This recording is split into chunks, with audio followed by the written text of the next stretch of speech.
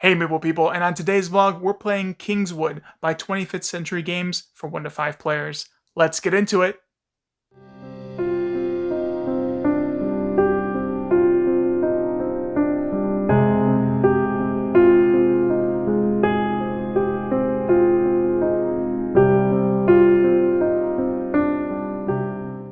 Hey everybody, what's going on? And so we are going to go ahead and get into Kingswood from 25th Century Games. And so Sarah, will you please teach us a little bit about the game? Sure. Hi. So Kingswood, like Nick said, it's a game for 1 to 5 players. It's set in the Kingswood, which is this area out here. It's comprised of these different locations that we'll visit throughout the game. And also, monsters live there. We are like these little adventurers that are around the town here, and it is our mission to sort of defeat these monsters. Monsters give us points, and they are tracked on this board right here. The first person to 20 points triggers the end game. Then we have an equal number of turns, and whoever has the most points at the end of that round wins the game. So what you do on your turn is you select one of these blue adventurers that is somewhere around the city. And you're going to move the adventurer 1 space adjacent to its current location and take the actions of both the location that it's currently on and the action of the location that you move to. So for example, if I picked this adventurer right here, I could either spend a coin to refresh all of my spent books, or I could spend a coin to gain a book. So let's pretend that I spend a coin and I gain a book.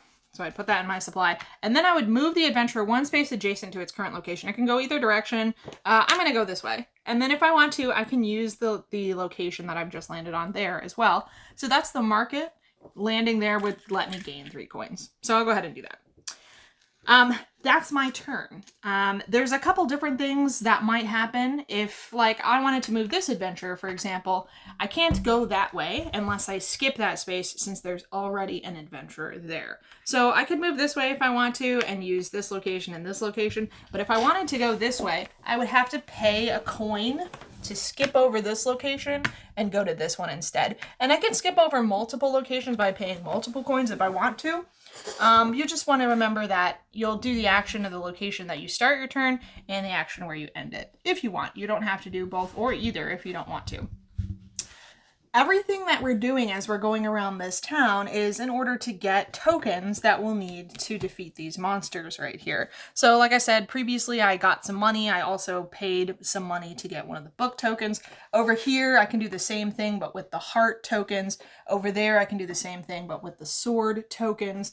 There, I've got a choice. I can gain a sword or a heart for 1 coin each. And then up here in the forest, this is actually where we're going to meet these creatures that we're attempting to defeat. So you'd have to go here, and then it says that you can fight any number of revealed monsters. So these are our revealed monsters, and sometimes we'll interact with things which will reveal more monsters. For example, I think Nick's unique ability this time is that he can reveal extra monsters. But these are the available monsters to us, and we can attempt to defeat these. We'll need whatever resources are listed here. So to defeat this Goblin Gang, I would need 1 refreshed sword and 1 refreshed heart. And then if I do that, I get 2 points. Same thing with the Moon Sprite. I need a sword and a coin, and I would just, if I had a sword in my supply, I would just flip it down so it's exhausted, but I would actually have to spend the coin.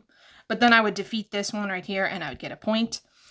Sometimes they also have text that will trigger when you defeat them. So this one says, reveal and add an extra monster to the forest. So we'd reveal and add another monster, which I could battle on my turn if I had enough resources. And then this one here, it costs a book and a coin. So again, I would just turn down my book, spend my coin, and then it would let me refresh one of my exhausted heart tokens, and I'd get a point. So when you go to the forest, you spend tokens to defeat any number of these monsters that you can. You fire off their abilities. You track your points on the board over here. And eventually, hopefully, you have enough points to win the game. I think that's pretty much a rough and tumble version of how it works. There is one character who doesn't start the game and play. It's this guy right here. He's the King's Guard. And essentially what's going to happen is every time we use one of these blue tokens on the board, we're going to move it and the Kingsguard is going to sit on the location where we started our turn. So in this case here, this guy would have moved from the tavern over to the forest. We could have done one or more of these actions here if we wanted to. And then this Kingsguard would come out and sit on the tavern. Now, anybody who wants to use this action is going to just take 2 coins from the bank. So instead of doing this, you just get 2 coins from the bank. And then he goes out of play, I think. Is that correct, Nick? Yes. Yeah, he goes out of play. And then he comes back into play the next time a player would use one of the blue tokens again. I think that's about it. Yeah, I think you got it. All right. Should we try it? Yes, let's go ahead and jump into Kingswood by 25th Century Games. We'll see you guys mid-game. Toodles!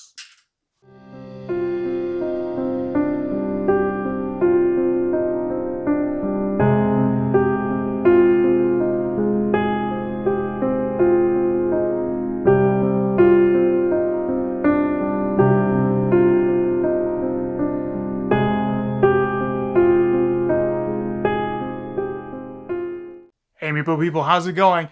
And welcome back to our game of Kingswood. I'm getting my teeth kicked in for probably the 3rd consecutive time in this game.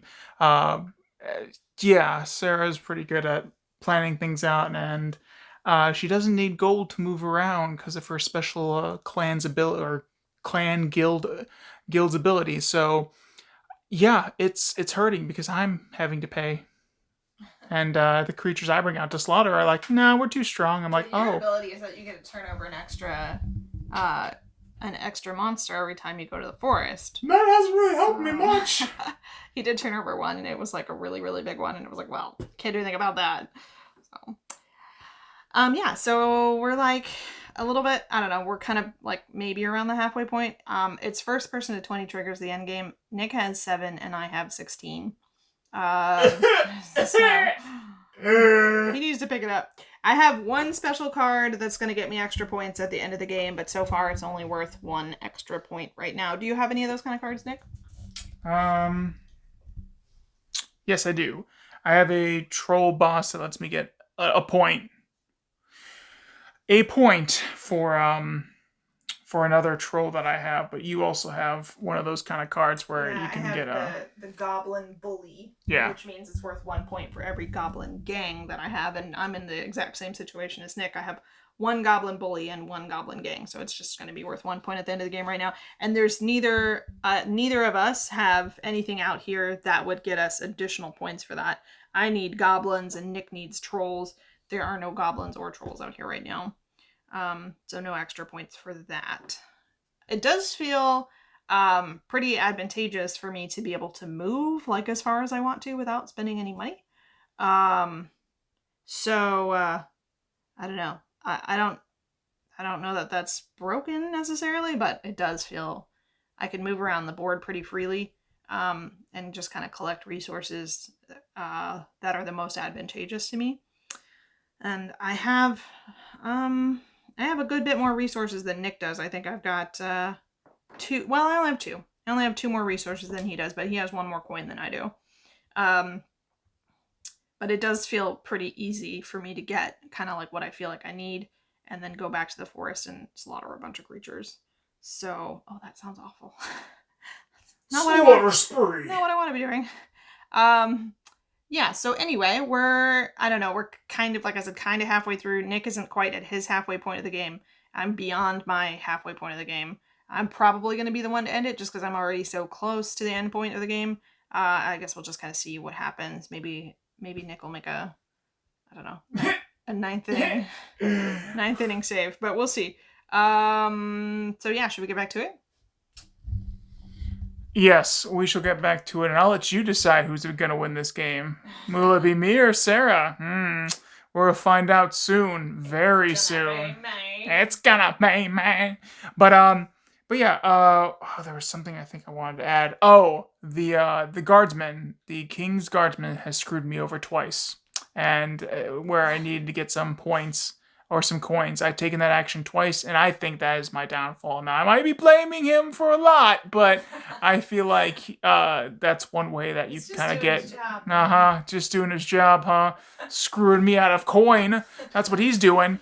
But yeah, let's go ahead and get back into Kingswood by 25th Century. So yeah, we'll see you guys at the end to see who the winner and the loser is, and maybe we'll get a surprise ending, maybe not, but we'll find out. All right, see you guys in a sec. Toodles!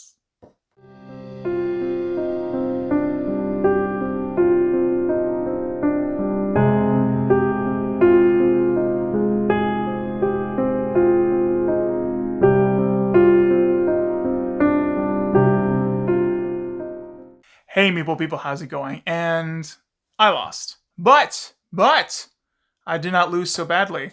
I actually was a point away from winning, but I couldn't finish it, so I got 19 points and Sarah flew past me. And I got stomped then. Then I was stomped. But what, I think you 4 points ahead of me? Yes. So yeah, so close. Or 5, maybe. Or 5. Yeah, we have 5 to win, 4 to tie, and whoever had some kind of tiebreaker, we don't know. 5 to tie. 4 to tie. 4 to tie, 5 to win. Excuse us. But yeah, so let's just start with Sarah. Sarah, what do you got to say for this game? This is by a designer called Henry Abuan. Sorry if I mispronounced that. I don't know. I'm not sure what his name is. But anyway, he designed Space Park and Trails and Parks, all from Keymaster Games. And we like 2 out of 3 of those. Space Parks I absolutely love Space Parks. Really, really fantastic game. I also really like Trails quite a bit. Don't like Parks that much, but do really, really like Trails and Space Park. So I was excited to try another game by this designer. I think that it feels like, if you know that all of those games are designed by the same person, you can kind of like feel that in the games. They all have kind of a light, quick vibe to them. There's like a little bit of like, like where you're using the actions on location tiles or spaces, you're, like trying to gather resources that you need to like spend in some area to do something. So I feel like it feels very much like one of his games, and I like some of his other games very much. I do like this one too, but it feels pretty simple. Almost, and maybe some of it is because the artwork is very like gentle, but almost feels like almost like a kid's game, maybe. Which isn't a bad thing, but it was just very, very simplistic, very like friendly as far as like, you can do some things to try to like hamper your opponents a little bit, but for the most part, it felt like a pretty friendly game. It felt like a pretty simple game. I like it. I think it's fun and interesting, and I enjoy playing it. I think of all the games that he's designed, though, this one is not my least favorite, but it's definitely not my most favorite either.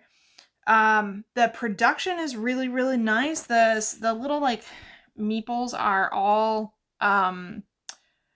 custom shaped and what is this type of print called? Screen print? Screen print. Yeah, thank you. They're all screen printed and they're all like custom shapes. So like that's really cool. I like that. There's plenty of all the resource tokens. There's an interesting mechanic in the game where you start off with chapter 1 monsters, and then after a few of those have come out, then you move on to chapter 2 monsters, which are like slightly harder. And I really like that because it kind of gives players like a gentle, easy introduction into like the game. Even if you've played before, it's nice to kind of like start things off like gently and then sort of ramp up. So I really liked that. There's a lot of the unique starter or the unique player power cards. So in a 2-player game, we've played a couple 2-player games now, and I've gotten to see how a few of them work at this point. They're all interesting and unique and help sort of change the game subtly for each player. So I think that adds some replayability as well. There's also more location tiles than you need in a game. So you have to use certain ones every time, and then you have to use like one of a certain type every time and that kind of stuff. But I think there's a lot of replayability there where you can sort of pick and choose like which tiles you're going to play with, which locations you're going to use. I think it's really interesting in play, like when you're going to use a space, or when you're going to take your turn, you use the space that you start on, and then you also use like the space that you end on as well. So on your turn, you're doing more than just one action. And that creates a couple things that I really like. One is that it creates speed within the game. You can do a lot quickly, which is nice. It's not like just dragging along. And then also another thing that it creates is sort of a unique decision-making process, because this guy right here goes to the location that you started your turn on. So in this example here, where I decided to use this boy and move him over there to the market, I get to use the action of the forest and the action of the market, and this guy comes and sits on the forest space. Now, the next player who wants to go here doesn't get to use this action at all. They can just remove this character from the game for a minute, and they get 2 coins from the bank. So using the actions of both the location that you start at and the location that you finish at gives you some options on your turn, especially because when you're using this guy, he can work really, really nicely as a blocker. So you can kind of plot out like, okay, well, if I use the, like, I don't really want to go to the forest, but I don't want you to be able to go to the forest on your next turn. So if I take the adventurer who's on the forest, I'm going to get to block you from taking the action of the forest on your next turn. But I'm still going to get to do something, because even if I don't take the action with the adventurer's starting space, I get to take the action with his ending space. So I like that there's that sort of duality of like, you get to do things both on kind of like the front end of your turn and the back end of your turn. To me, it deepens the strategies that you can employ when you're taking your turn. So I think that that's cool. And I think it's kind of subtle, but I like thinking about those kinds of strategies in this game. Nick and I were talking about it. In the first game we played, that wasn't as apparent a strategy to us, that we could not use a location that we were moving from just so that we could put this guy there, and then our opponent wouldn't be able to use that location on their turn either. But then in our second game, we were like, because we get to use the location of both spaces or the action, because we get to use the action of both locations that we take on our turn, the one that we start on and the one that we finish on. Sure, we sort of give up like half of our turn if we don't take the action of the first location, but we get to block that location from our opponent, and that in and of itself can prove useful, especially since, like I said previously, you still get the action of the second location that you visit on your turn. So it's not like giving up your whole turn just to block something for your opponent. So yeah, I think it's cool. What do you think, Nick? I agree with most of what you said. Pretty much all of what you said. It does seem a tad childish, like just from its artwork. I think this is a great introductory game to getting some people into, board gaming. I like how you could use the Royal Guardsman or the King's Guard and block people out, because I think that's what saved me on my almost comeback to the end of this game. I really enjoy how you can use the space that you start on and you end on, and just trying to, I also like how the resources, like the swords, the hearts, and the books don't go away, and you get to keep the coins. That was something that, like, we were kind of like, oh, well, how is that going to look? And it sped up the game. It's not like we have to keep mining for resources and then go and attack the monsters, then go back to mining. It's not like, that would felt really like, slow. There are some creatures like this ice ball right here. This is a chapter 2 monster. But in order to capture this creature, you have to extinguish 2 heart tokens, as you would normally when you, like, let's say I was trying to defeat, like, this one, right? I just extinguish my tokens, but I get to keep them. Well, this one right here, I have to extinguish 2 of my heart tokens, but then I actually have to discard, like, back to the supply, one of my heart tokens as well. So most monsters are not like this. Most of them are like this, where you just exhaust the tokens. But some of them are like this, and those are interesting because they force you to sort of plan ahead of, like, okay, can I afford to lose one of these tokens permanently? And I thought that was a nice way to sort of mix it up a little bit, because they don't come out very often, and it is nice that you get to keep your tokens. I think there's only 2 of them. I don't know, but that does sound right. All right, well, that's our thoughts on Kingswood. We hope you all enjoyed this vlog, and stay tuned for our others coming up. And yeah, So, without further ado, we'll see you all next time. Toodles!